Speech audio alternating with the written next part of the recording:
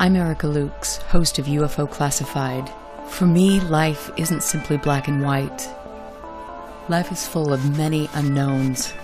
It is my goal to travel the world and to work with the world's leading experts in the hopes of making groundbreaking discoveries. Join me on UFO Classified Friday nights at 4 p.m. Pacific Standard Time, only on KCOR. UFO Classified. UFO Classified. No more plausible deniability. Fact, fiction, or the truth. You decide.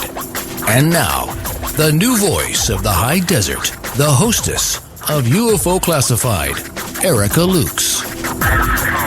Good afternoon, good evening, everyone. I'm Erica Lukes. Always happy to be here, especially after a rousing show last Friday, which we are going to be continuing this tonight. And it's the show from last week where I had an insider at Skinwalker Ranch come forward about his incredible experiences. Has really created a big buzz.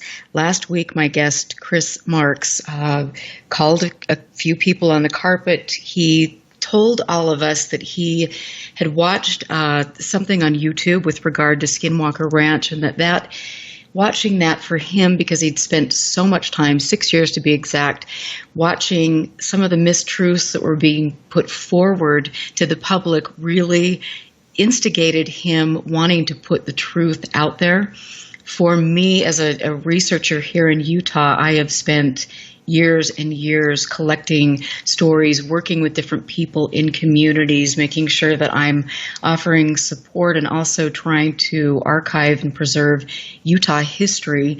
And so for me, when I see some of the games that go on with regard to creating myths and false belief systems that are very, very dangerous to the community, not only the UFO community, but also the people that live near Skinwalker Ranch, I have to say that really riles me up, and we should be very concerned and grateful to somebody like Chris, who came forward and has a genuine passion, love of Skinwalker Ranch, and a concern about the community, and also fellow researchers who are putting their lives in danger to be on the ranch and to do work like this. I want to give a shout out to all of my wonderful friends who are in the chat. Northern UFOs, I hope you're staying out of trouble with Will. I kind of doubt it. I want to thank Andrew Krause for sending me that wonderful message. I'm glad that both you and your wife are listening tonight. I have friends from all over the world. You mean everything to me. You are the reason that I'm here every week and that I do a show that is supported by all of you, because we deserve the truth. We deserve integrity. We deserve not to be manipulated by some of these people who simply want to make money, create all of these, delusions and pump up their really fragile egos. So that's my spiel. As I mentioned, Skinwalker Ranch is world-renowned, but it is a very special and sacred place to me and to my guest this evening. There are people right now who are on the ranch, the new owners at Adamantium, who are doing incredible work, and they are really pushing the boundaries and moving things forward. And I want to just say that I appreciate knowing all of them. I support them wholeheartedly. And it is an honor to have such incredible work taking place in Utah. My guest this evening, Chris Marx, was born and raised in Germany, and at the age of 21, he became a U.S. citizen. He worked as a professional musician in L.A. and achieved the rank of sergeant in a civilian law enforcement agency, working as a deputy sheriff. He served as an executive protection agent to a high-caliber business magnates, such as Hollywood celebrities. We mentioned a little bit of this last week. He also served 3 tours of combat in Iraq and Afghanistan. He holds a federal certifications as a military investigator, protective service agent, and currently holds a DoD secret clearance. Has worked under top secret clearance in the military intelligence and combat areas. So here is a man who we really don't need to to question his credentials. He spent 6 years on the ranch, and we're really grateful to have him back. And thank you, Chris, for being here. Hey, good evening, Erica. I appreciate it. Hello, world. Well, your intro said it pretty much all. I was surprised of some of the feedback. As far it was incredible or it was inflammatory of sorts. Well, I did not mean to be inflammatory. I simply meant to address the hype of threat and just the criminalization of the ranch and putting it into a light that it should not be in, because simply that's not what the ranch is. Absolutely. And I think you're right. I mean, we both feel very connected to that place, and we've had experiences. Both of us have had incredible experiences in that area, and for me, having experiences that weren't negative, I feel that there are a lot of things that are a lot of little things that are seeded in the communities to instill a sense of fear, and in my opinion, that takes power away from each individual person who has had an experience. Absolutely. And the thing is that really kind of triggered me was there's a regurgitation of the same events, going back to Dr. Kelleher's book from the 90s. And now we're adding more and more Hollywood effects and more threat and making it more and more Hollywood. And what's the next level? We're going to have human sacrifices on that place?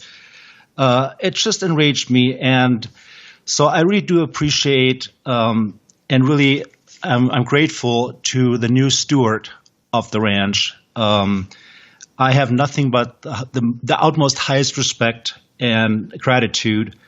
And I really feel that the ranch currently is in the best hands that it could possibly be. And he is a man of science and of wisdom. And I believe that he will do the ranch justice and will take this project to the very next level. And I'm just very happy and proud that I've worked there, and I'm seeing it progressing forward to the next level. Absolutely. And, last week you shared some experiences with us that were very profound. I mean, you validated for us what we know. There is something incredibly unique going on there, not only there, but in the surrounding areas. And tell us a little bit, for people who were just listening to the show tonight, tell us a little bit about how you first got involved at the ranch. So I was back from Iraq after 2 years out near Basra, and came back, and the company I had worked for previously had folded, and so I had saved some money and basically didn't have a job. Through the military police website, there was a shout out for security forces and military police to apply to Bigelow Aerospace. So I thought that sounded pretty interesting. I never had heard of Bigelow Aerospace, but I thought, I'm going to give that a shot, and ended up not being hired to aerospace, but instead being hired to Bass. That was in 2010, and I was on the ranch until 2016, at which time I deployed to Afghanistan for a year. While I was overseas, the ranch had been sold. And so that's how I got to Bass. Definitely wasn't planned. I had no idea what Bass was. I had never heard of Skinwalker Ranch, and I kind of totally fell into this. And in retrospect, I'm very grateful to Mr. Bigelow. I'm very grateful to Dr. Kelleher, and I'm very grateful to the Bass team. And I have nothing but the highest regards and respects for them. They opened doors that had previously not been opened. I was privileged to work with those visionaries, and I'm just grateful. So you first went out to the ranch, and tell us what your first visit to the ranch was like. I mean, what did you do? How long were you there? What were your initial thoughts when you stepped onto the property the first time? So the tours were 2 weeks at a time. We had 2-week rotations. So I got there on a Wednesday evening, and we pulled up to the gate. And I had done some research prior to going up there about 10 days or so. And I was just really thrilled and I was excited. And I was, I'm not going to lie, a little scared. And I had no idea what to expect. But I figured, you know what, if I go there just with an open mind and an open heart and just see what happens and just let it happen. So we got there, me and my partner, and when we first drove up to Homestead 1, our command trailer, I was just stunned by the sheer beauty of this place. I mean, you had the mesa to the north, the river to the south, and then you had this pasture, and it's just one of the most beautiful areas I've ever seen. And so we got there, downloaded our gear. I picked the small bedroom that was to the northwest. And I had so much gear. I put my duffels there were 2 bunks in there, on the bunk facing the south side, and my tote box. And then we went back outside, met the caretakers, the dogs, and then took a cruise. We're still daylight, and went out to the west gate. Got briefed by the 2 guys that we were going to be relieving, and hung out for maybe an hour or so, hour and a half. Meanwhile, the trailer was totally empty. There was nobody in that trailer. Okay, and I want to go back a little bit, because leading up to you going onto the ranch, who specifically were you involved with, and what information did they give you before you went to the ranch the first time? I was, when I first got to Bass, I spent my first week, 10 days at the library, and I got introduced to one of the most incredible libraries I have ever seen. Journals about Roswell. By the way, I have no doubts. I've seen the documents and I've seen the investigation documentation done by the actual investigators. The pictures, I have no doubt that this really did happen. So did they just gave you access? Who gave you access to the library? Like, how does that go down? Because I can't imagine too many people have access to that particular library. I don't know how that happened. I guess part of it was it was like an introduction to Bass and to the program. My first job for Bass, I was handed about a 3-inch thick binder containing orders from 1942, written in German. I do speak, write, read German fluidly, so I translated these orders. They were, like I said, from the bunker.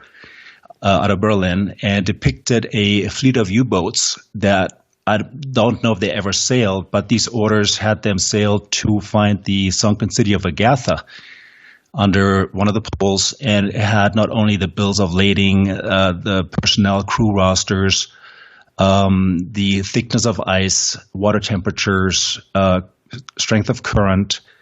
It had every detail that I could possibly imagine being in an op order for a voyage into the unknown, I guess. And so somebody just let you in and said, okay, go for it, just start reading. Yeah, basically I was directed to the library. That was my introduction to the place, to Bass, before because I did not know what Bass really did. So I got a pretty good idea and a pretty good feel, and to find my place within such a magnificent organization. So I was directed to go spend some time and read, and I did. So somebody just said to you, okay, here you have it, go to the library. Was there a guard? What was the access like to the library? Oh no, it was within the Bass building down on Polaris in Las Vegas downtown. And no, it was heavily secured. I mean, you didn't just walk into the building, of course. There were armed security, and there were badges, and there were definitely access control. The place was buzzing with about 150 or so scientists off working different projects. It was pretty cool. How many people did you see in the library when you were there? Just me. And so you just decided that you were going to go up and just start thumbing through it, and then found... No, I was guided to the library, and I was told, I don't remember if that was Bob King. I don't remember exactly who the person was that guided me up there. It may have been the lieutenant of guard, or I don't recall.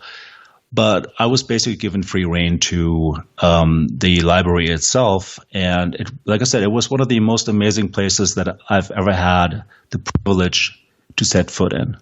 So did they tell you, I mean, how much information did you see on Skinwalker Ranch? Oh, tons. I mean, like I said, I had no idea about Skinwalker. Never heard of it. So I looked at, of course, Roswell was like my first eye catcher. And then I saw things about Skinwalker. And so I started reading. And I'm like, whoa, this is definitely a different kind of place. And the more I read about the Shermans and partially the Myers, and then the whole cattle operations, and then the stuff that happened while Sherman was up there, and then how Mr. Bigelow acquired the place, and how NIDS and subsequently Bass ran a slew of experiments. It was mind blowing, and I mean, it was such a variety of activity that we did. And so, when you were initially, approached and you became involved with this operation, I mean, were there any questions put forward to you about your involvement with the paranormal or your beliefs? Yeah, when I first, this was the funny part. When I first answered the ad to Aerospace. The interview took place down at Park House, which is Mr. Bigelow's command center, basically down on Eastern. And I drove in and I parked on a site, I guess, under the awning. It was, a sunny day in Vegas, hot. And I walked in the door and I looked down, basically the guy that pulled a gun on me. I looked down the gun barrel and I was like, hey, I'm here for an interview. And he asked me my name, identified myself, and I was like, dude, it's like, I'm just here for the interview. And he goes, why didn't you come to the front door? I said, I thought this was the front door. But anyhow, I sat down with him. He asked me, he went through the normal interview process. He read my background as far as what I've military intelligence. I'd worked in Iraq at that time, and my combat involvements. And he shifted the interview and asked me if I had ever seen anything that I couldn't explain or that I couldn't really document. And I said, yes, actually, I had. While I was working in New Mexico as a deputy sheriff, I had seen a few things that really I couldn't explain. Most of them were of a UFO type nature. As a matter of fact, there were two events that I had seen flying objects that I simply could not explain because their movements were so irrational and did not really adhere to any of normal plane patterns. I mean, triangular type stuff at speeds that would smash just about anyone. So I said, yeah, I had, and I told him more. And the more I told him, I thought at some point, you know what, he thinks I'm crazy and this interview is pretty much over. I thought I blew this. And to my surprise, I said, hey, interesting. Could you deploy? I said, sure. He goes, 2 weeks at a time. I said, yes. Where to? He goes, we'll get there when you get hired. I said, okay. And what would I be doing? He said, well, again, we'll get there when you get hired. So it was a very strange interview. On my way home, I thought, I don't know if maybe I have a job, but I don't even know with whom. Okay. So when did you take your first medical test? I got hired there, and I took, the usual hiring, medical, and the drug test, and so forth. Throughout my time at the ranch, I thought it was kind of strange that we had to sign a medical waiver form, basically giving clearance for medical testing procedure, MRIs, blood work, EEGs, AKGs, just a whole different slew of medical testing. And I first thought, well, okay, whatever. And then later on, we actually flew up to Reno several times and got checked. And at that point, I thought, am I being the observer, or am I the hamster, or which side of the cage am I on? So who flew up to Reno, and where did you go in Reno to get that test? It was a other guard that on this particular trip, or a researcher. We held multiple job functions up there. that went up. It was a privately arranged visit, and I was never given any test results. I don't know what they were. But we also gave urine specimens and so forth while we were on the ranch, and they were lab tested. So like I said, I'm not sure if I was the hamster or the guy in the white coat. Okay, so how many, were there any events that precipitated your going in and getting tested? Or was this just kind of a, every couple months we're going to go in and get tested? It was a random thing. And there were no, were there events that you had seen that after, and then you went in to have medical testing after these specific events, or it was just? No, it was more or less random. Events at the ranch were just as random. There were a lot of them, and I will be going into actual events here in a minute when we get to that point. But events on the ranch were unpredictable, as we just went up whenever whoever made the schedule. I don't know if there was a rhyme or reason to that. Okay. And you were never given the results. They just did that. Okay, that's interesting. And it was in Reno. All right. Anyway, this will be interesting to follow up on. So, we've got about 3 minutes until we go to our first break. And I want to just tell everybody that if you have questions, ask them in chat. You can always call into the show. We are going to talk about some of Chris's experiences, which are absolutely jaw-dropping. He mentioned, if you haven't heard the first series of the shows, then you can listen to last week's show, which is available on YouTube, or you can go to KCOR and listen to that, and it will lay an important foundation for you about who Chris is, why he came forward, and some of his sightings. We're talking about strange creatures, a man who shapeshifts into a wolf, several events, one where he and his two dogs were being flanked by 3 wolves up there. That was a wonderful story that we talked about last week, but there are more, and we'll get into some of the things that Chris decided to do with regard to pushing the boundaries in communicating with whatever the entity or the entities were at the ranch, because Chris took that to a different level. And if you've heard about some experiments that went on at Skinwalker, Chris is the one that is behind all of those things. So this is going to be a fascinating interview, one for the memory books, and I hope that all of you share this.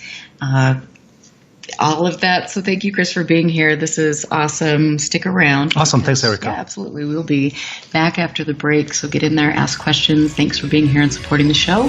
And we will catch you on the other side of the break. Stand by. This is UFO Classified with Erica Lukes. The phone lines are open now at 702-425-9230. That's 702-425-9230. Worldwide callers use Skype name KCOR Radio. More UFO Classified with Erica Lukes on the KCOR Digital Radio Network. After this. Toxins are everywhere, from the air we breathe to the food we eat and the water we drink. In a world where 80,000 known toxins and heavy metals threaten our very existence, how are you going to protect yourself and your loved ones? Introducing Pure Body Extra Strength, the world's first colloidal zeolite that helps trap and remove toxins as well as heavy metals from your body that are messing with your memory, clarity, sleep, and focus. Don't just take our word for it or the testimonials from our thousands of happy customers. Check out the hundreds of articles and case studies on the National Institute of Health website proving zeolite's powerful ability to remove toxins. For a limited time, listeners to KCOR will receive 10% off their first order. To get started, go to trypurebody.com and enter promo code RADIO10. Again, that's trypurebody.com. Toxic junk is all around us, but now you can take back control of your health and protect yourself by detoxing with Pure Body Extra Strength. You'll be on your way to sleeping better, thinking more clearly, and feeling more energetic. Go to trypurebody.com right now and get started today. Your journey from the land of the living to the afterlife starts here. The Weird Tales Radio Show. Thursdays, 1 p.m. Pacific, 4 p.m. Eastern. on the KCOR Digital Radio Network. Your weekly fix for ghost stories, urban myths, witchcraft, and folklore. Hosted by the sometimes werewolf hunter, Charles Christian. And his co-host, Janie Christian. The Weird Tales Radio Show is an off-the-wall, fabulously atmospheric, and radio magazine formatted show, rated as one of the UK's most listened to podcasts. If you're a fan of the weird and unusual, then tune in if you dare. Thursdays 1 p.m. Pacific, 4 p.m. Eastern. The Weird Tales Radio Show. The one show that takes your fears of the unknown and spins them into reality. The Weird Tales Radio Show on the KCOR Digital Radio Network, where the weird and the strange come out to play.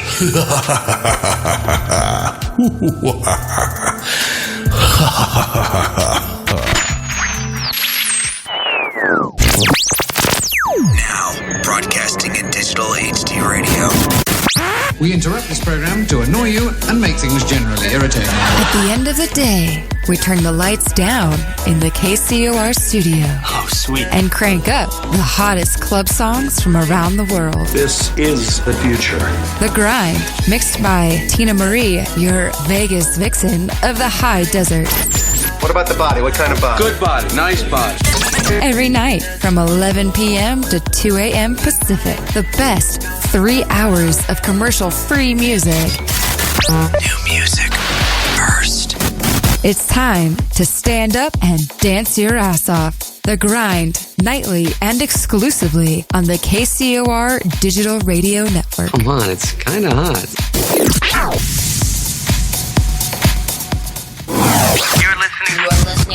You're listening to UFO Classified with Erica Lukes, where the truth isn't hidden beneath the black lines of a Sharpie. That's the craziest thing I've ever heard.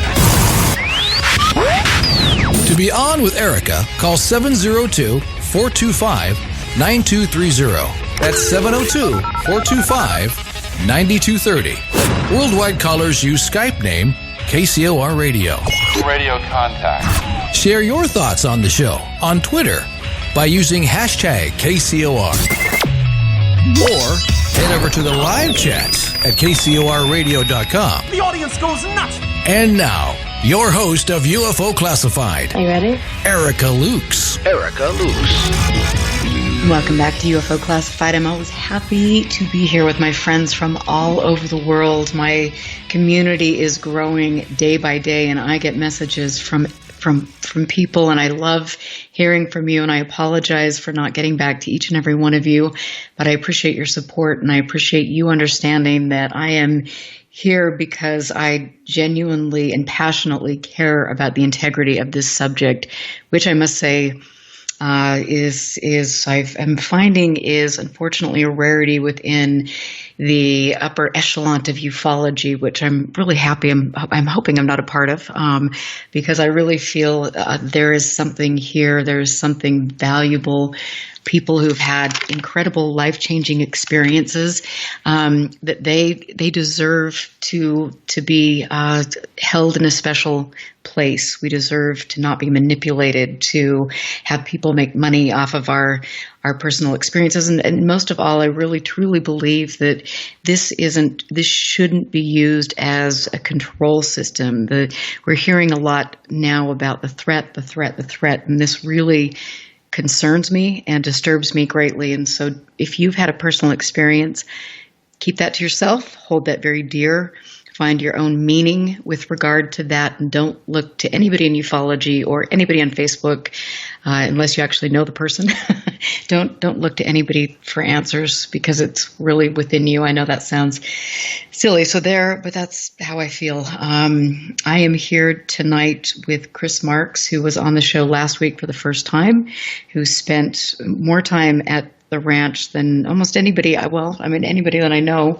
He really lived there. He studied every inch of the land. He respects it. He has had amazing experiences that not everybody has when they go onto that property. So it is a real pleasure to be here. I'm also sitting about a foot away from all of Chris's files, from his time at the ranch. And so these are files that have very graciously he has shared with me, along with photographs and things. And I appreciate that, the trust and that you have in me to do that. Absolutely. And, these files that you are holding that I gave to you, these are reports that I wrote as daily reports on the ranch. A lot of them are depicting events. And back then, when we were still government-sponsored, one file went to what we called the sponsor out in the Pentagon. One file went to Mr. Bigelow himself. And then, I carbon copied some of those files to myself. More of a documenting for just myself. I never was part of the UFO community. I do not ever want to be part of the UFO community. I don't belong to any club or outfit or whatever.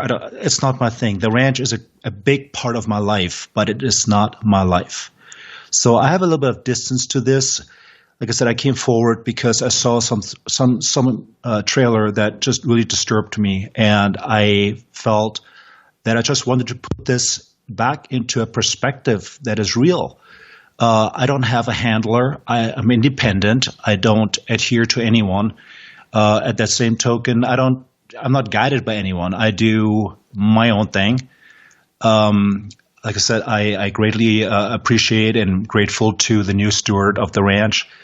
And if I can do anything to help them to further their cause, I gladly will. Other than that, that's that. Yeah, and that's wonderful. And when we left off, we were talking a little bit about your initial experiences when you were in the library and saw what you did, and then also the fact that when you were up at the ranch, you and another guard that you both were on the property, you were flown to Reno and had some pretty significant medical tests. And you never knew the answers to those. I think it is interesting that we've had Dr. Gary Nolan, who is a geneticist who has come out. We haven't heard much from him lately, but talking about the effects of being in close proximity to some of the phenomenon. So this is interesting, and we'll see where it goes. But for you, you don't feel like you have had any negative health effects from actually being on the property. Quite the opposite, actually. Since I've been on the ranch, I've had several injuries that appear to have healed faster than they should have. And I laid a motorcycle at 65 miles an hour and skinned my entire arm. You saw my arm at some point. I sent you pictures. There's literally no scarring. There are other incidents that happened. I busted a hamstring. I tore it pretty bad, and I showed pictures when it happened. Within 4 weeks, I'm back running 3 miles. I got the pictures to actually document these injuries. And there's more. I haven't had the flu, or I haven't been sick. I haven't had any negative anything. I don't know what a headache is. So to me, and I don't know if the ranch is the part of the effect of this or the reason or the cause, but I have certainly not had anything negative happening to me. I love the ranch. It's very close to my heart, and I treat the property with my utmost respect, and I think it just came back to me. It's interesting. I want to throw this out there because there have been people who have been very significantly injured on the ranch. And so, I mean, what is the rhyme or reason to that? Is there any? And I wanted to stress, because I think it could be really easy for people to hear different conversations or experiences that go either way, and then maybe try to go to the area in hopes of either gaining some healing benefit or in the hope. I mean, I think we could I don't want people to feel like this is the fountain of youth. Well, certainly it isn't. And I want to go back to when we first got up there and we came back from the West Gate after touring the property. And I walked back into my bedroom, and it was destroyed. I mean, literally, it was destroyed. There were things hanging off the curtain rails. All my duffels were upside down, and it looked like somebody just had taken my stuff and tossed it all over. It was destroyed. I called the guys to check it out. They basically said, you know what, there are intrusions to the house. Basically, you put on notice. I wasn't going to be intimidated by this, and I just took it as, okay, what can I do? I'm not going to be ran out of my room, and I wanted to see why that happened. And so this basically opened the door to a lot of the events that I would like to get into and explain some of them. And before I do this, I want to stress that I'm not fabricating anything here. This is as it happened. For most of these things that I will be talking about tonight, there are the actual BAS reports that have been filed. Most of them have been submitted to the Pentagon. I do also hold photographic documentation to all the research and all the documentation and that I've done. All my investigations are documented. And I will be releasing them at some point, the pictures, in addition to the files, so that there is no question, no doubt, this is what actually happened. And I am not somebody that tells another person's story in the third person. This is what happened to me. And so, I mean, since there was, some of these reports were submitted to the Pentagon, and since you had an NDA with Bigelow and things, how is it that you now could be talking about this openly or thinking about releasing these files? I've parted with Bigelow Aerospace back in February of this year, and the ranch has since been sold for the last 3 years.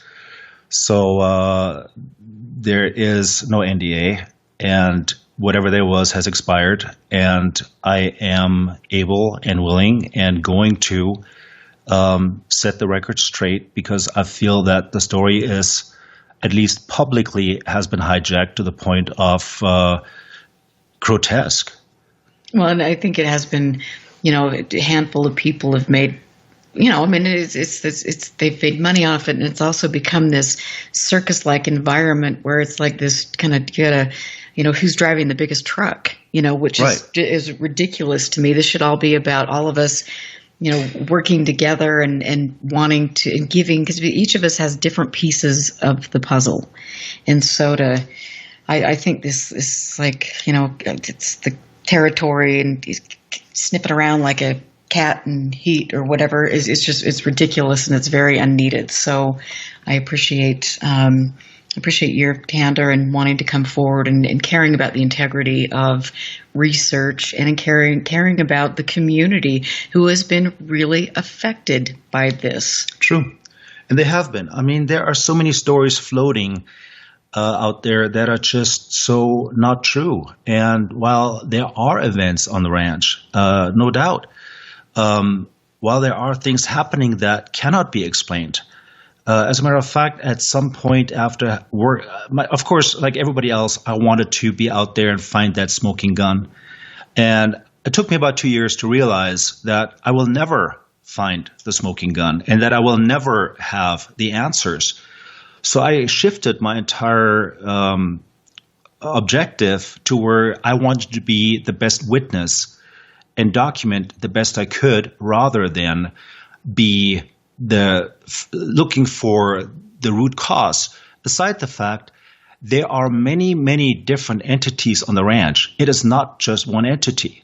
I mean, there are, at least that I can identify over the 6 years I've been there, there were at least half a dozen blatant entities, totally different objectives and different appearances, even geographically. Entities that I would come across on the mesa were significantly different than entities that I came across at the river, which were, again, different than what I encountered at the homesteads, as in Homestead 2 and Homestead 3. And again, different than what I encountered at the East Gate. So there are different forces, and some of them are of different natures. And I don't think that anyone will ever really be able to identify the cause behind all of this. I think what we're doing is trying to document what is going on and trying to make sense the best we can. Matter of fact, I think the biggest goal that Bass ever had, that I ever had, I think that most people have, is simple communication. Communication, a two-way communication. And I ended up achieving communication using very unconventional methods and ways to go about it. But we'll talk about this here in a minute. But that was always the biggest thing. We wanted to communicate. And it took place, but sometimes in very different ways and forms. And so when you decided that you wanted to communicate with things, and I know we've had great conversations about your background and some of the experiences that you had early in your life and what led you to all of this. You talked about Dr. Malachi Martin and some of his studies, which we can talk a little bit about. But I mean, was it just you that decided that you were going to go out there and then use these unconventional methods to communicate, or did you have any prodding, or did you at what point did you inform the Bigelow team that this is what you were doing? It was almost, it kind of grew. It wasn't anything that I just thought up. But I was up there with nuclear physicists. We ran all kinds of experiments at Homestead 2 because there's such a strong electromagnetic field. It would drain batteries in just seconds. It was like holding on to a cattle wire at times. And then sometimes it wasn't. But when it was on, it was on. And we tried any which way to document this. We daisy-chained 8 laptops and tried to measure the electromagnetic pulse that was there. Only with the result that it was flatlining, then it registered off the chart. And within seconds, all 8 laptops were depleted. Batteries were dead. We took them back to Homestead 1, charged them up again, and did this again. We did this for 4 days. And we had the same result every single time, which was we couldn't get anything. Or we got a major blow on the meter, but we couldn't go any further. So I thought, maybe there are different other ways of going about this. And I have been studying Dr. Malachi Martin, who was a Jesuit priest and he was a former Irish priest and then came to the U.S. and was released from his vows in 1964, moved to New York, and then became a best-selling author and researcher and did works like The Encounter back in 1970. And he was a Guggenheim Fellow.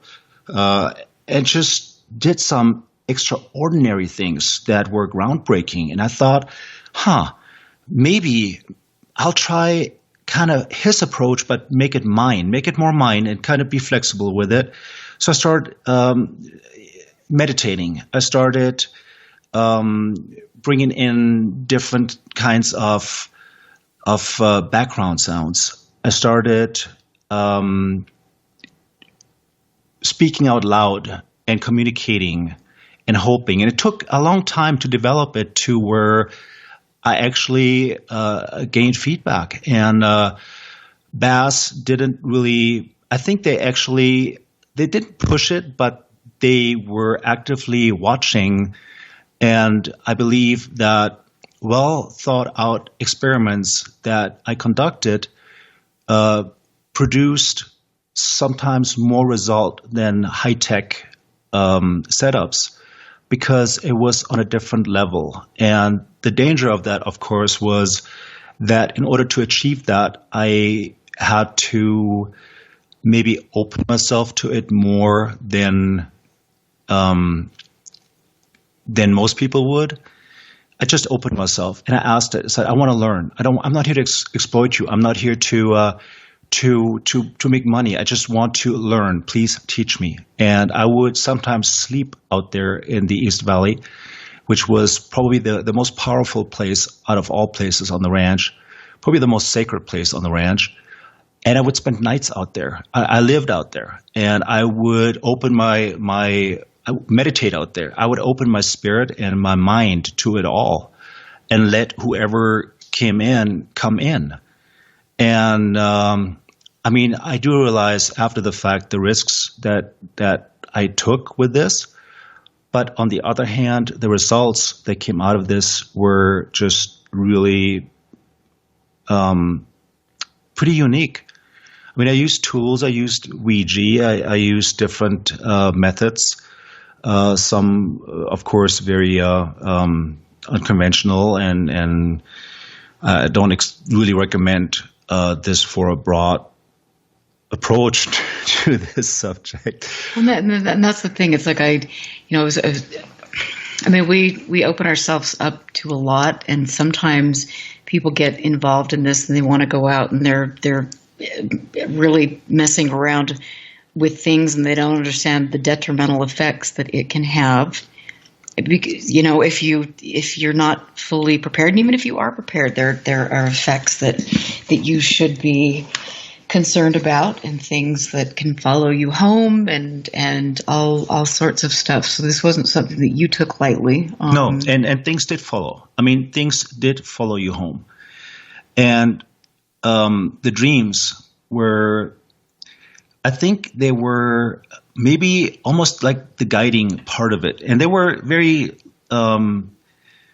very mild at first, but over time they became very vivid. And even at home, I mean, back in Las Vegas, I dreamt about the ranch as if I was walking the mesa, and those dreams were phenomenal. I didn't even want to wake up. They were just mesmerizing.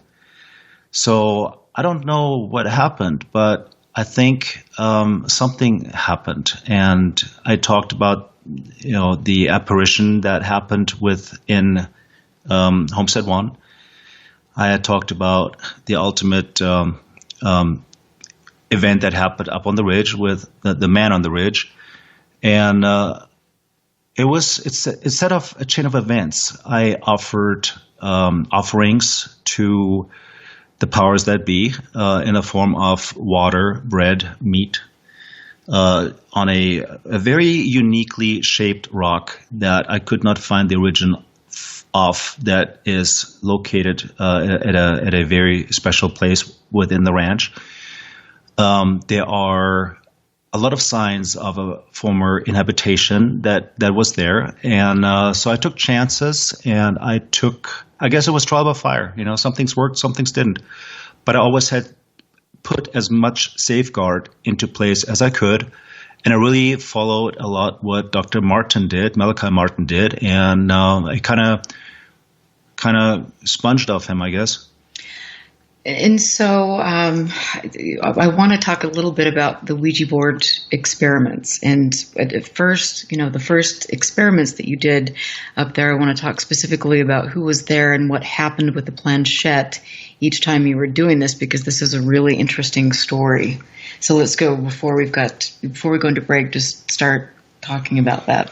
Okay, I can probably do this pretty quick. Me and one of the ranch managers, Lauren, we walked the ranch together, and we identified individually, without talking to one another, what we believe to be the 15 most active areas on the ranch. We walked together. We didn't speak. We just wrote down in a little notebook what we thought were the hotspots. And then when we got back to Homestead One, we compared notes, and 13 of those matched, where he identified the same as I did. Based upon that, another ranch manager wrote up 13 questions based on the 13 hotspots that matched.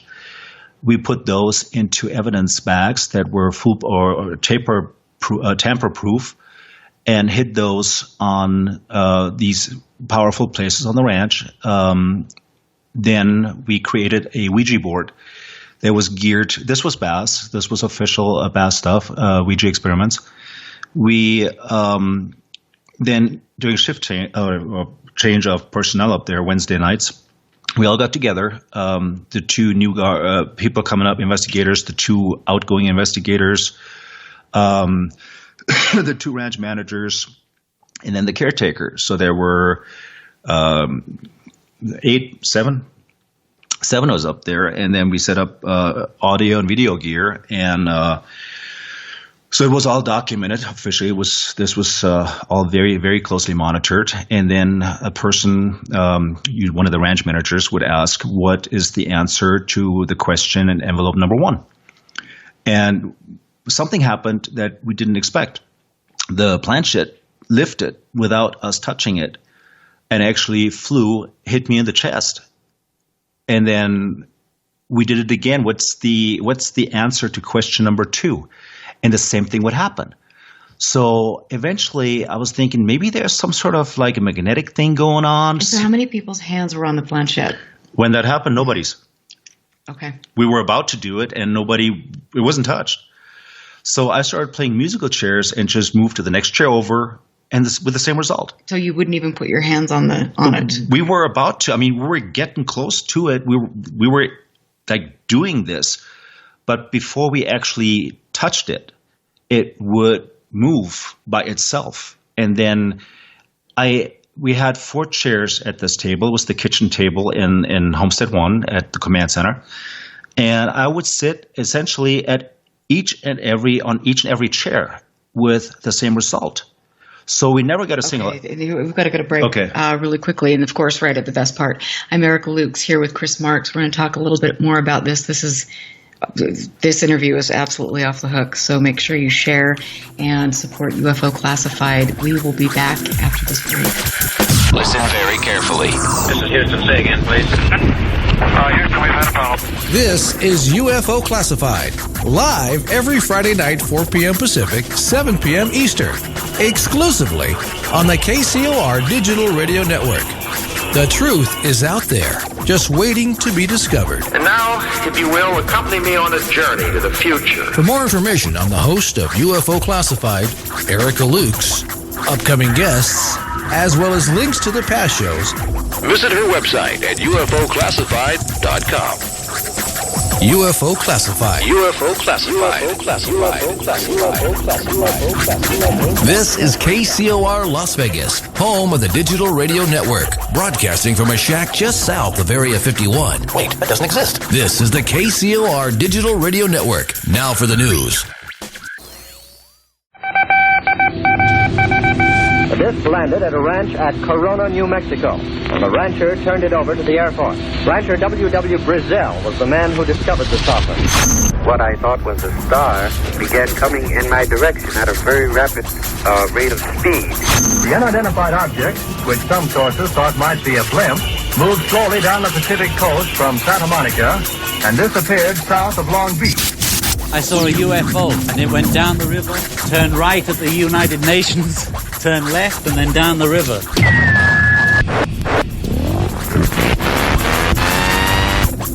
UFO Classified. UFO Classified. No more plausible deniability. Fact, fiction, or the truth. You decide.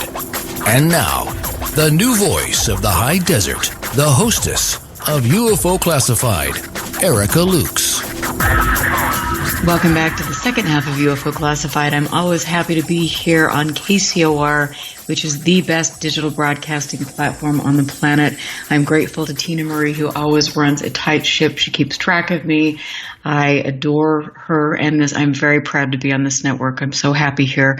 I want to thank all of my support system out there, Northern UFOs, who contributes to this show and makes it possible.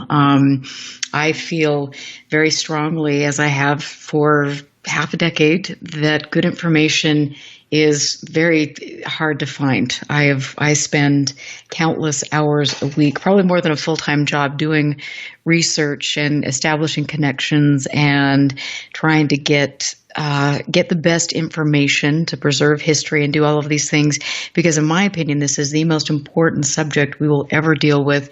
It is being manipulated. It is being used specifically right now as a control system again.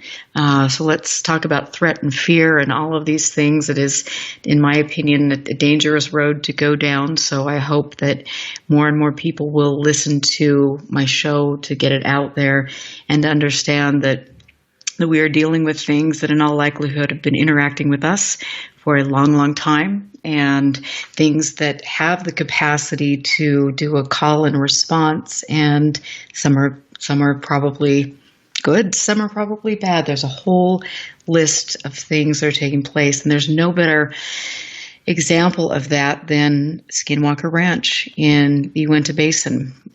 I'm sure you've heard about it. History has just greenlit a new show about the ranch, the new management and the research that's taking place there now. It should be an incredible show. I am fortunate to know the people that are up there now and have a lot of respect for them, as does my guest tonight, Chris Marx. This is a very exciting time, and it is really critical that we get good information out there so we aren't creating myths. We're not creating and breeding this dysfunction and the evil reptilian agenda, and we're going to go, put our gun on our back and stand here and shoot a shape-shifting demonic yada yada. I mean, these are really dangerous things that are being inserted into the narrative, and we all have a responsibility to step up to the plate and call this kind of abuse out on the carpet. And Chris has done a great job with that, talking about some of the things that he endured when he was at Skinwalker Ranch, and I love that.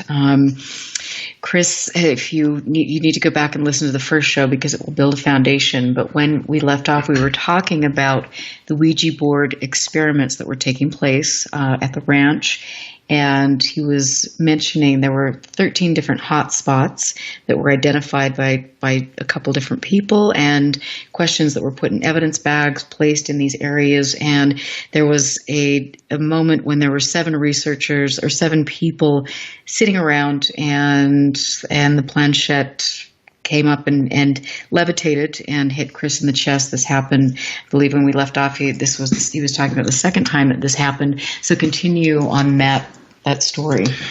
So yeah, it was crazy.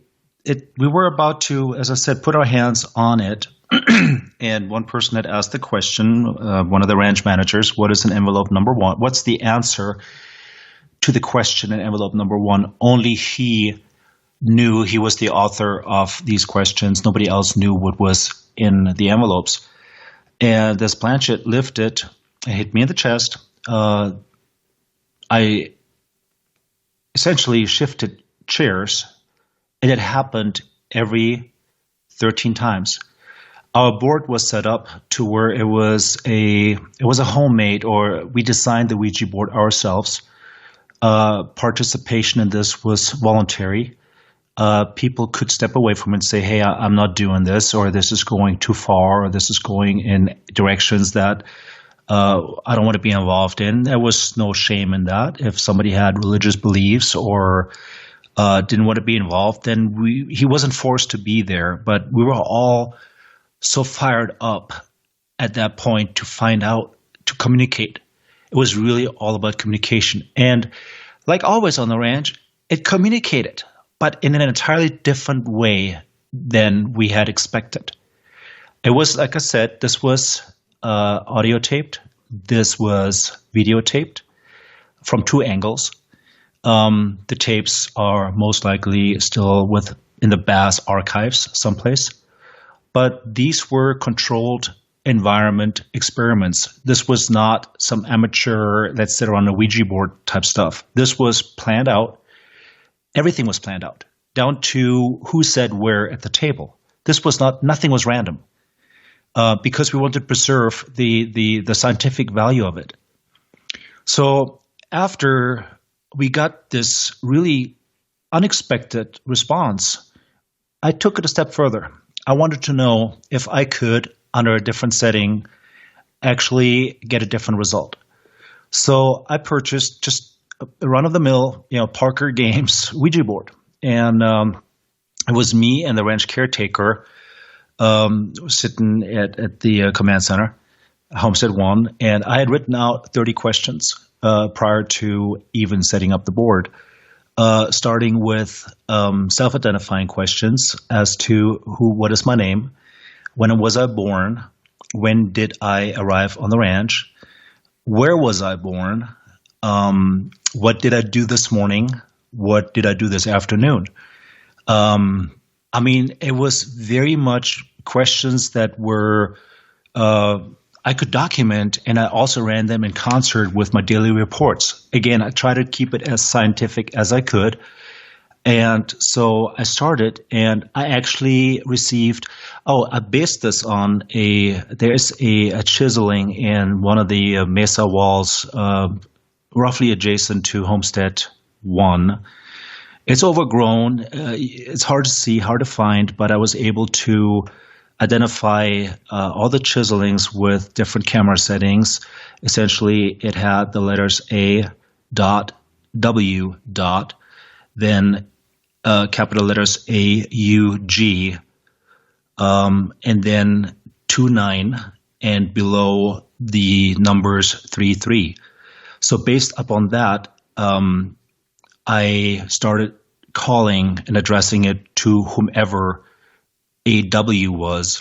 And so let me just interrupt you there. So the person you were with was the caretaker. How much information did this person have with regard to your daily activities and what you were hoping to get, out of this by your discoveries on the ranch?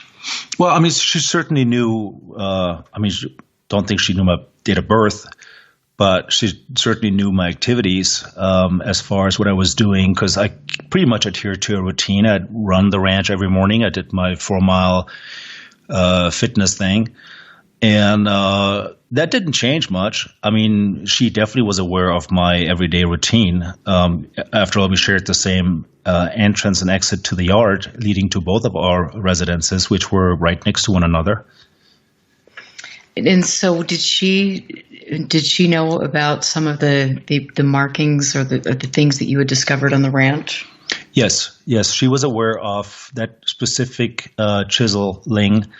It was something that always really kept our attention, because below it were several Masonic symbols. And we found other Masonic symbols, but this one was really probably the most in your face. And so we started researching the little bit of the history of the ranch and the 1st Brigade of Buffalo Soldiers, which had deployed to Fort Duchesne in order to intervene in some of the local tribal events that took place at that time. And we learned that a lot of those were ancient Masons, not Freemasons, but ancient Masons. And we learned a lot about the histories, because it was interesting. There was certainly a key that connected to at least maybe one of the sources of the activity that took place. Certainly not all, but it was kind of like trying to get a foot in the door. And so, okay, so I thank you for clarifying that. So you are doing this Ouija board experiment with the caretaker, and you're asking the set of questions. And so how did that play out? It was amazing. The person that came forward identified himself. It was AW. He nailed my date of birth. He nailed what I was doing that morning. He spelled out run, which is exactly what I was doing that morning. I asked him, part of my questions were, is there good on the ranch? And he came back saying yes. Said, is there like bad or negative on the ranch? And he said yes. And I asked him if he was still on the ranch, and he said yes. And so I gained a little bit of insight. But of course, you got to take it with a grain of salt, because after all, we're talking, it's a Ouija board. It's not a scientific means of anything.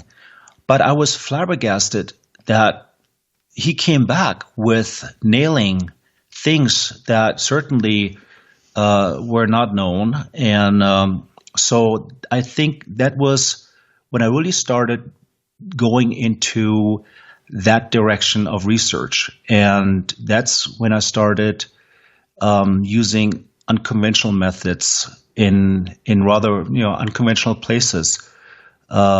And I set the stage, and at that point I had some contact through a mutual friend that I had met at the Gypsy Mama antique store that had a lot of connection to the local elders.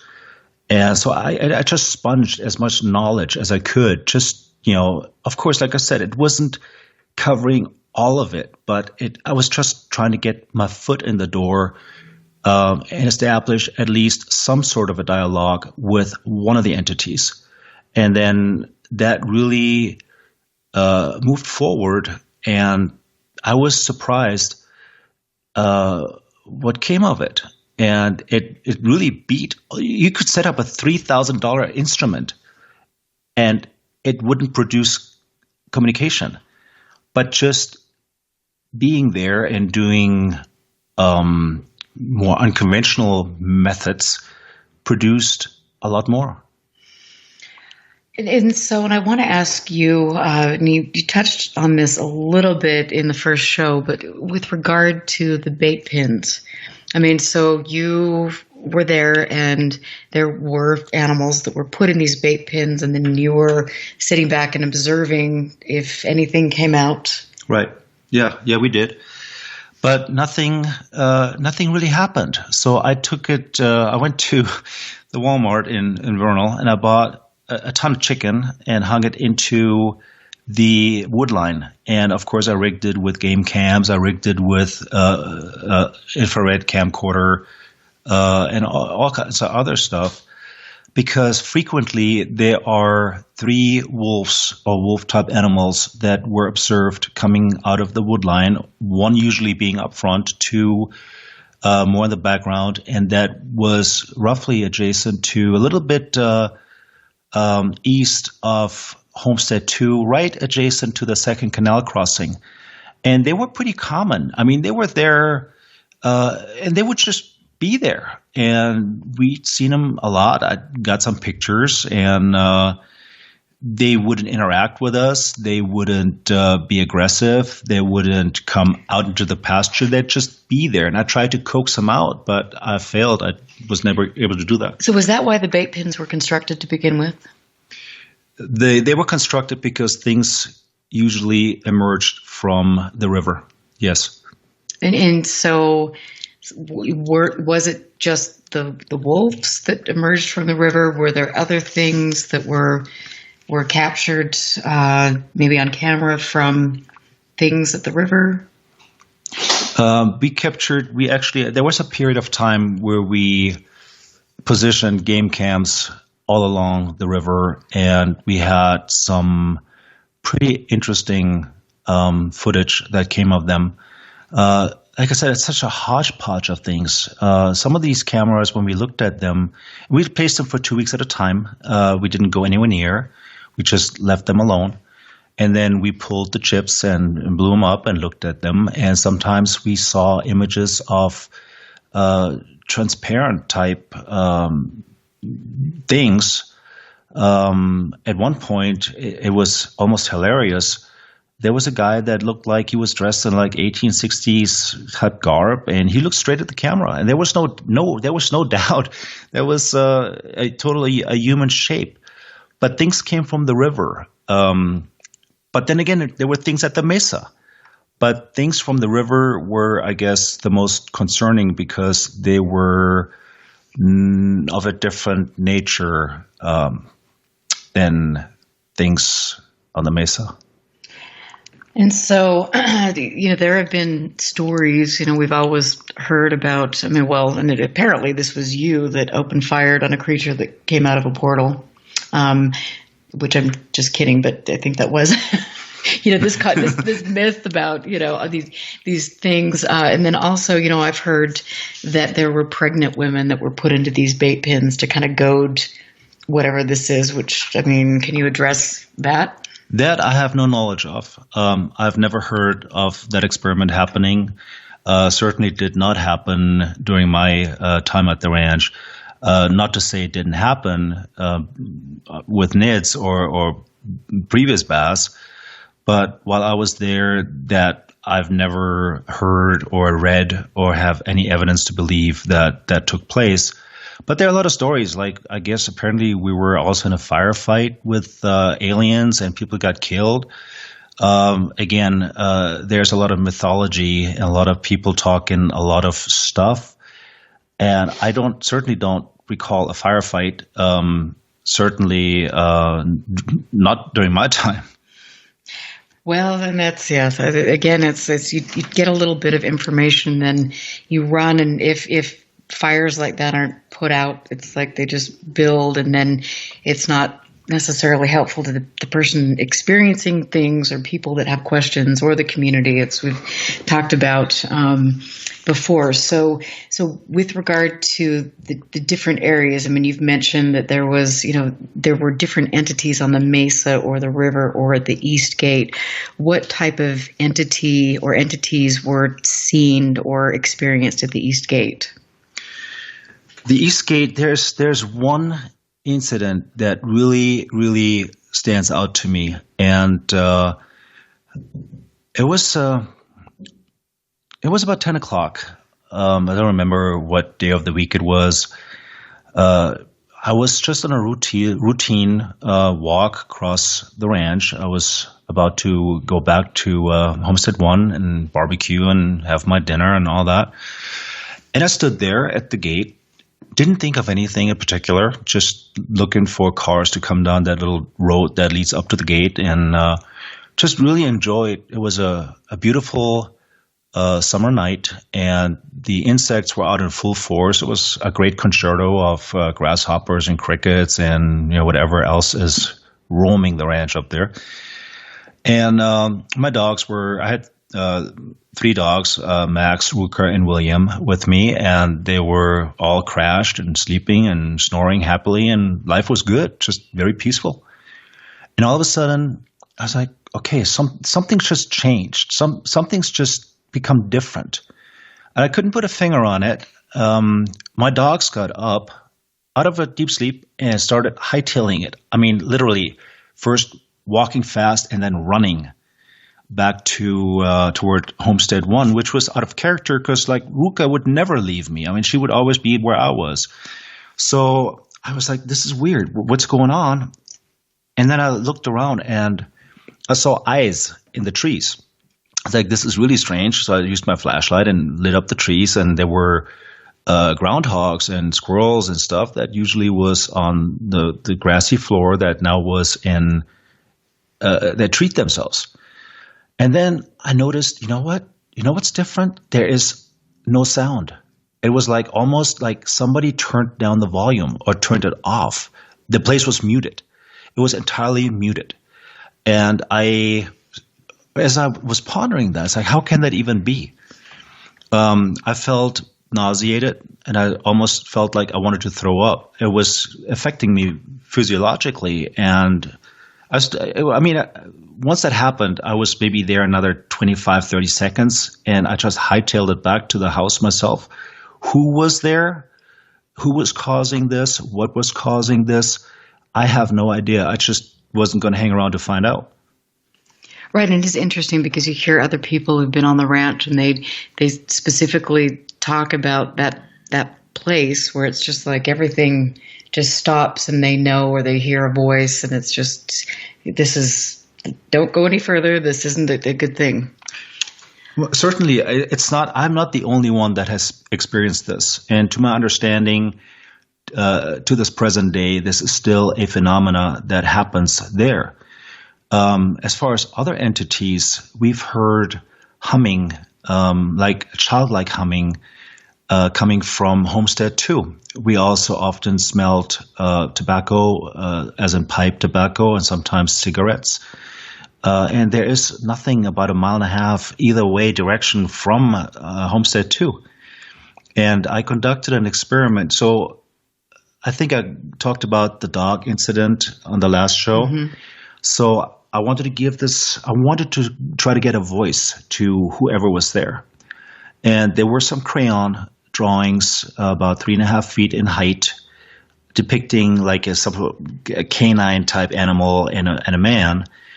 I think I had mentioned that. What was weird was that the crayon was actually going over the dirt and over the crevices and was fresh. And then I put crayons in the rafters, which were all very, they're almost falling down. And then about 8 months later, crayon markings appeared on the east side of that same building. Same height, same color, again going over the crevices, covering dirt, and highly pliable. So that's another entity that's there. The river has these wolf type. There's 3 of them that seem to be living or coming out of the thicket. There are only 5 game trails that run through that area, and some of them you really have to low crawl to get in. It's dark, it's creepy, you lose orientation because you don't see anything. You don't see the mesa anymore. It's very low visibility. And at some point, me and another person actually crawled in, and we found what... And I've got to cut you off right there. Yeah. We'll talk about that when we get back from break. Fascinating interview. I'm Erica Lukes here with Chris Marx. This is, like I've said, this is a really important interview, so make sure you please share it, get the word out there, and we will be back. Stand by. This is UFO Classified with Erica Lukes. Erica Lukes. The phone lines are open now at 702-425-9230. That's 702-425-9230. Worldwide callers use Skype name KCOR Radio. More UFO Classified. UFO Classified with Erica Lukes on the KCOR Digital Radio Network. After this. Vegas, baby! Vegas' #1 source for talk and new music. How cool is that? 1 million miles till midnight. A story of timelines, artificial worlds, simulated races, and the galactic imprint, and the destiny of a blue world called Earth. 1 million miles till midnight, written by Solaris Blue Raven, is a journey through the mind's eye which allows the reader to surf a wave of technological and multidimensional intellect, revealing a bridge between conscious design and the truth. A multidimensional bleed-through awakens the world of artificial intelligence to set sail into the frontiers of a vast multiverse, morphing planets and terraforming ascended worlds beyond the linear programs of a fated race. 1 million miles till midnight will awaken, inspire, prepare, and enlighten one to the many multidimensional states of consciousness and worlds we reside in. With every cell and atom, we are this truth and multiverse. 1 million miles till midnight.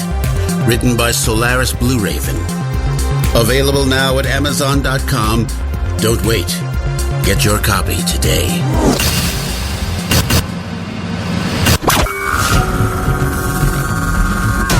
There is a world outside that which we live in. A realm where fact and fiction collide. The Paradigm Matrix. The Paradigm Matrix. Hosted by Willie Miranda. Every Friday night at 6 p.m. Pacific, 9 p.m. Eastern. The Matrix is everywhere. It is all around us. Even now in this very room. The 1-hour show that will surely leave you hanging on the edge of the rabbit hole. The Paradigm Matrix explores a universe of topics from UFOs, cryptozoology, conspiracies, as well as all things paranormal. Enter a world of the twisted and deformed. Friday night, 6 p.m. Pacific, 9 p.m. Eastern. The Paradigm Matrix, exclusively on the KCOR Digital Radio Network, where fact and fiction collide. Alien Deceptions, a suspenseful sci-fi romance thriller by Tina Marie, featuring the tantalizing Erica Jones and the mysterious Russell Hamilton. An out-of-this-world book of fiction based on years of document facts and files the government does not want you to know about. At least, not yet. Alien Deceptions by Tina Marie.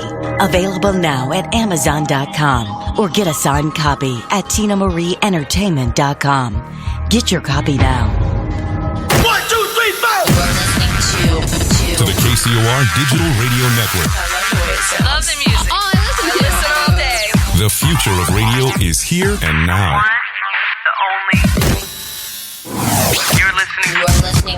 You're listening to UFO Classified with Erica Lukes, where the truth isn't hidden beneath the black lines of a Sharpie. That's the craziest thing I've ever heard. To be on with Erica, call 702-425-9230. That's 702-425-9230. Worldwide callers use Skype name KCOR Radio. Radio contact. Share your thoughts on the show on Twitter by using hashtag KCOR. Or head over to the live chats at KCORradio.com. The audience goes nuts. And now, your host of UFO Classified. Are you ready? Erica Lukes. Erica Lukes. Welcome back to the final segment. It is always with such sorrow that I come back because this 2 hours goes by quickly, and I want to hear more about Chris's experiences, and so this obviously means he will be back to share these things that I've spent hours and hours and hours talking with him in the past couple weeks, and have a lot of information that I would like to share, and he does as well. I mentioned earlier that, right here in my hands are the files from his time at the ranch, and it is really exciting to me to have that privilege and to know that hopefully here in Utah we can really move work forward. And I've been, struggling for a long time to get different archives and research with regard to Utah. I believe that now is the time where we will be working together. Chris and I have formed an alliance where we will be pushing the boundaries and doing good field research and a lot more. So look out, world. This will be a good time. I will say that this will really set some people on fire when word of what we're going to do gets out. Well, it just did. So right. Well, Erica, I had not planned on doing any of this. I had not planned on doing a radio show. I had not planned. I hadn't been on the ranch since 2016, and I just got involved with this again a few weeks back due to me watching a YouTube video that I did not agree with. So I just wrong time, wrong place. I guess I woke up. But I want to talk a little bit more about some of the strangeness, or maybe just the character of the place. They were just talked about the crayons and trying to give a voice to whoever that was there, the child that was maybe humming this melody. And it wasn't just me that heard that. It was something that probably 2/3 of us heard at one point or time. And sometimes we also heard it around Homestead 1, our trailer. But I also want to highlight not everyone that goes to the ranch. Like 5 people can be in one group and looking at an event taking place right then and there. And 3 people may see it, but 2 people may not. And when we had things like that happening, it always happened when you didn't have a camera on you, or your camera was around your shoulders, or it was turned off, or whatever.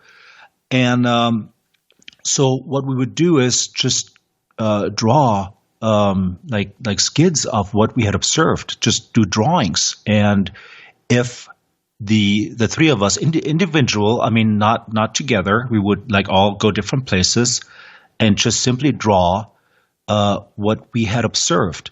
And if those three drawings were aligned, then we knew we didn't fantasize about this. It wasn't like something that we made up, but something that we actually had observed because it matched what we had drawn on paper. So these are all very non-scientific methods, but there are a lot of ways of communication, and the crayons, the response that I solicited was communication. I mean, I define communication if I give something forward and I receive back, that is a form of communication. It may not be conventional, it may not be something in word or text, but maybe just in act. And that is one of the ways the ranch frequently communicates. There was one incident that I don't think I had told you about this one. Myself and my partner were at the East Gate. It was winter. It had snowed. It was actually still snowing. And we saw this incredible bright light coming out of the corral area just north of Homestead 1. I mean, it was so bright. It looked like a bomb had gone off. It was just, we saw the flash, we looked at it, and it was so bright we shielded our eyes. And then we actually really hightailed it towards Homestead 1 because we wanted to see what was there. And so we got there, and the light turned off. As we came across the garage and the entrance to the actual homestead and caretaker residence, the light turned off. So we searched every inch within about 100 meters for anything that was a track, like something that had indicated somebody held a high-powered flashlight or something. There was nothing. It was virgin snow. There were other times I was sitting at the desk writing reports, and it was usually I would start the daily report for the next day with events that had that had taken place, or just my daily routine up until like 10 o'clock at night. And there were several times where the light was so bright that when I held my hand up to shield my eyes, because it came out of nowhere, I could see my veins through my hand. It was almost like an X-ray bright. This happened in my time up there about half a dozen times, and I could never find a source. I could never find what created this intense light. Interesting. Huh. Okay. Well, and there's so much more that I need to talk to you about. And so, like I said, you'll be back in the show. But I want to, Benjamin is asking a couple questions. Going back to the Ouija board, was the planchette, was that homemade as well? Yes. Okay. Yes, it was. And then how far away is Homestead 1 from Homestead 2? Oh, I would say about 1.25 miles. Okay.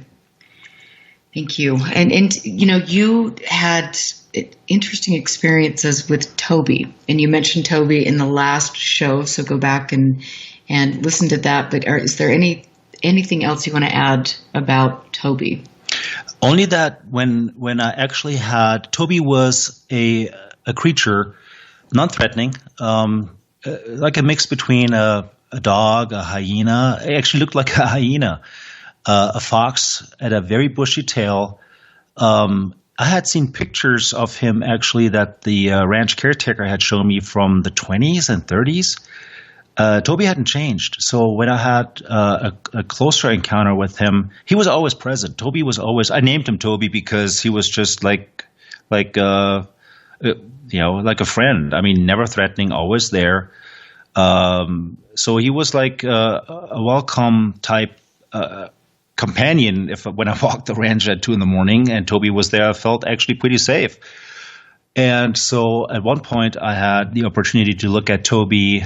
Didn't really. I was blacked out. I didn't have any lights on because it was during the time where we had gotten death threats, where there were people talking about shooting themselves a hybrid that we couldn't die, and so I didn't use any light because I didn't want to get hit by a 308. and then find out that no, I was actually mortal.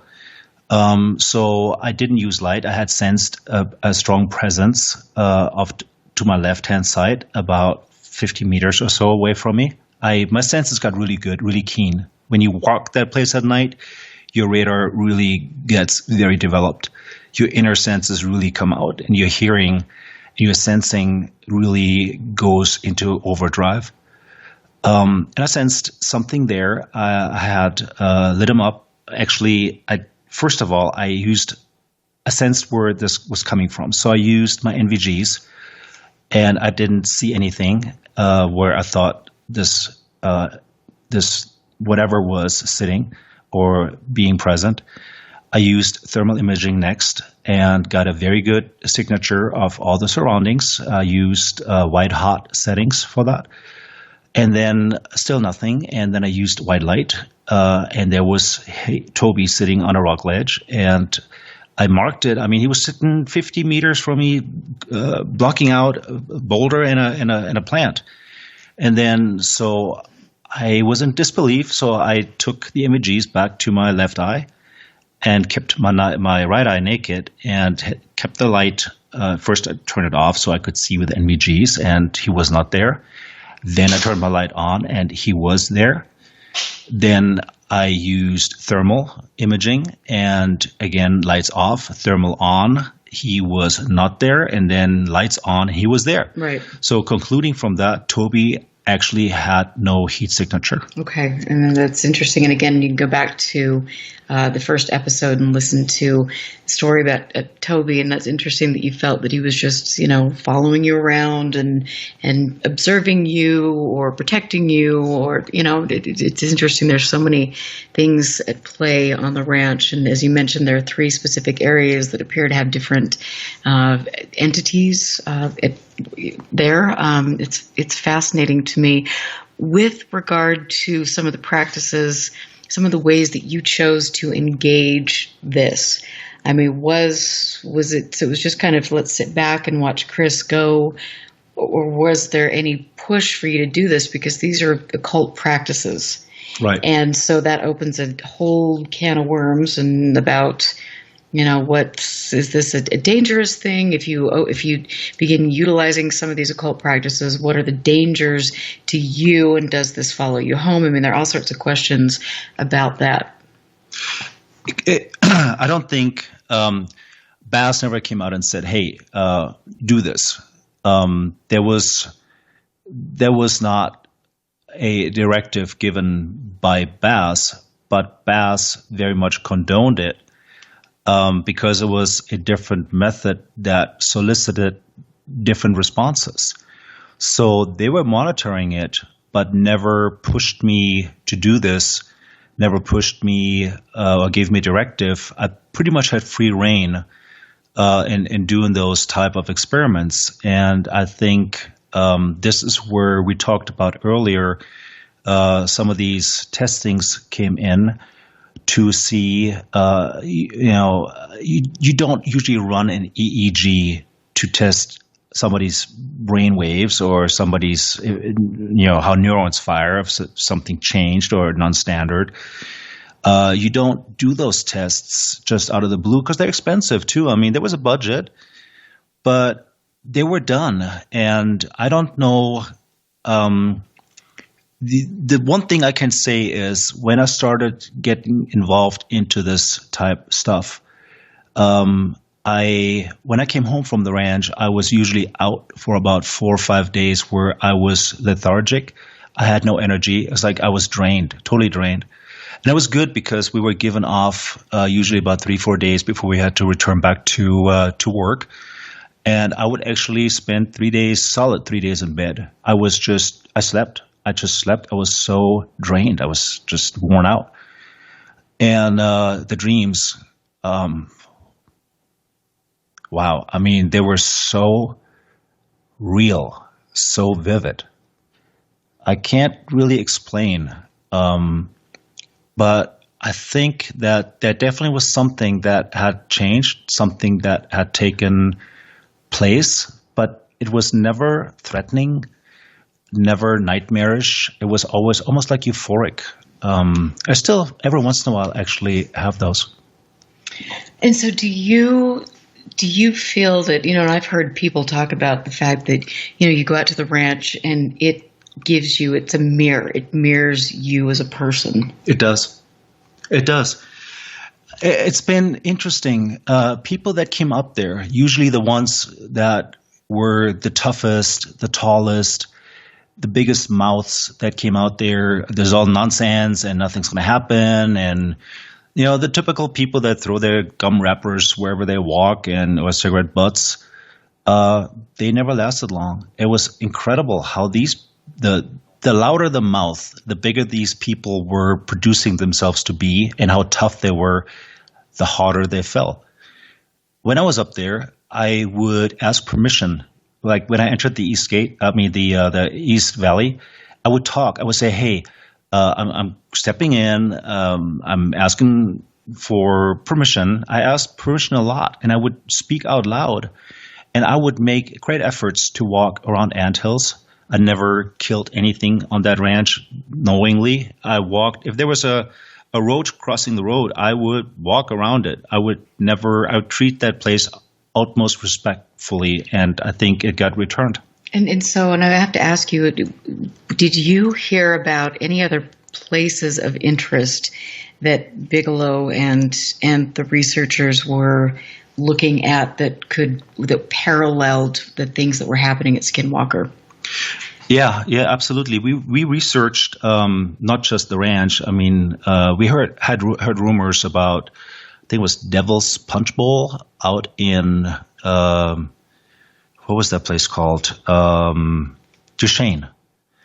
And so I actually drove up there, and there was actually a mission that was directed by Bass to go up to this place and see what I can find. So I did, and I found nothing. Other places we went to were very, very active and within the basin. But what about outside the basin? Bass was investigating outside the basin. Do you know where? All over the U.S. I'm sure. Yeah. Okay. Well, and then this is quite interesting. So do you know, how much did they tell you about the extraterrestrial hypothesis? Where did that come into play? We, at some point, I don't know if that was the overall official position that Bass had taken, but there appeared to be a correlation between so-called, UFO or extraterrestrial activity in concert with the other activity. It seemed to be going hand in hand. It was almost like intertwined. But like I said, that was what the conclusion we came to. I do not know if that was ever the official position held by the company. And so what would be the benefit to research and perhaps harness some of these technologies? What was the goal the end of the day? End of the day, it's quite simple. Just look what happened after Roswell. We had been, I know when I grew up, I'm dating myself here, but when I grew up, there were no cell phones. Certainly no laptops, certainly no fiber optic cable. I remember playing, was it Pac-Man or something? It was the big thing on the video games. The technology exploded as we started possibly re-engineering some things. And with respects to Bass and aerospace, I believe that certainly was a factor. I think re-engineering was the big takeaway from it all. And so did you ever feel that the Bigelow held the keys to the Holy Grail, or were they just trying to, like other people in the subject, trying to figure out where they could go to get this technology? Well, you got to keep in mind Mr. Bigelow and Senator Reed were the ones that were at that time driving the funding. I mean, the New York Times wrote this big article in 2017 about UFOs, black money, and black government projects. Well, that was BAS. I mean, and NIDS. This was something that was not made public. I mean, there was funding that was pulled from wherever they pulled it from. So certainly Mr. Bigelow was a visionary, still is a visionary. And yes, he held the keys, and he still does hold the keys to many of these things. Well, I mean, and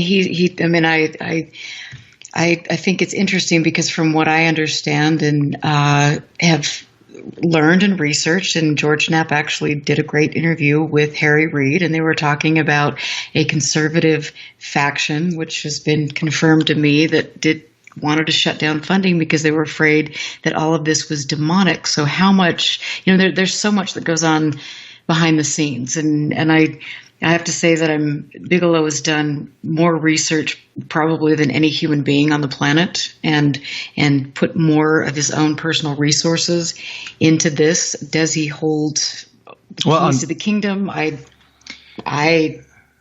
think he certainly holds a wealth of knowledge that hopefully at some point in time he will share with humankind.